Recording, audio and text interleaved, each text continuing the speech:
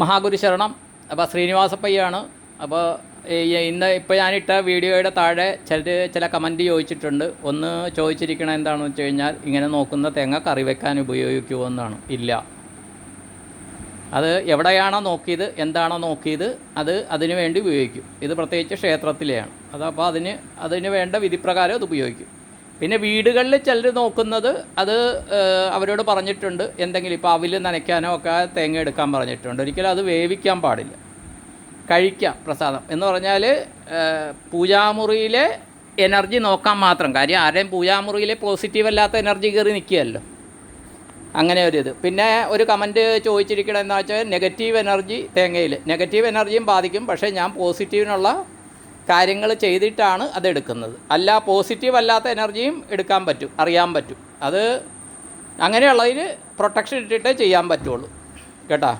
പക്ഷേ ഇവിടെ കണ്ടത് പോസിറ്റീവ് എനർജിയാണ്.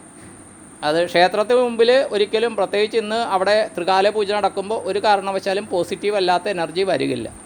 അത് അതിനെക്കുറിച്ച് അറിയുന്നവർക്ക് അതിനെക്കുറിച്ച് അറിയാം. അല്ലാണ്ട് ഉള്ളത് ചിലപ്പോൾ രാത്രിയിലെ വല്ലതുമൊക്കെ ഭൂതഗണങ്ങളിൽപ്പെട്ടത് ചിലതെങ്കിലും അത് പോസിറ്റീവാണ്. പോസിറ്റീവ് അല്ല എന്ന് പറയാൻ പറ്റില്ല കേട്ടോ. അങ്ങനെയൊക്കെ വരും. ക്ലിയറായെന്ന് വിചാരിക്കുന്നു. ഞാനിത് മൈക്കൊന്നും ഇല്ലാണ്ട് ഡയറക്റ്റ് ഞാൻ റെക്കോർഡ് ചെയ്യുകയാണ് കേട്ടോ. അതുകൊണ്ടാണ് ചിലപ്പോൾ ഇതിൻ്റെ ഡിസ്റ്റർബൻസൊക്കെ കാണും. അപ്പോൾ ക്ലിയറായെന്ന് വിചാരിക്കുന്നു. അപ്പോൾ കറി വയ്ക്കാൻ ഉപയോഗിക്കുകയില്ല.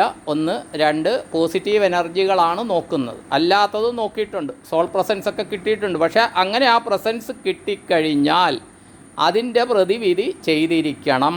ഇല്ലെങ്കിൽ അത് നമ്മുടെ കൂടെ കൂടും. അത് മനസ്സിലാക്കുക കേട്ടോ. അതുകൂടി ഞാൻ പറയുന്ന കാര്യം.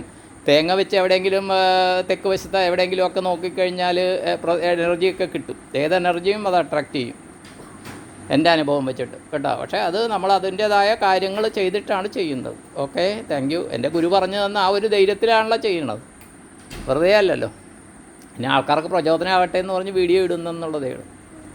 ക്ലിയറായെന്ന് വിചാരിക്കുന്നു. എല്ലാവർക്കും നന്ദി, നമസ്കാരം. എല്ലാവർക്കും എല്ലാ നന്മകളും ഉണ്ടാവട്ടെ എന്ന് പ്രാർത്ഥിച്ച് സങ്കല്പം ചെയ്തുകൊണ്ട് നിർത്തുന്നു. Thank you all the best to all.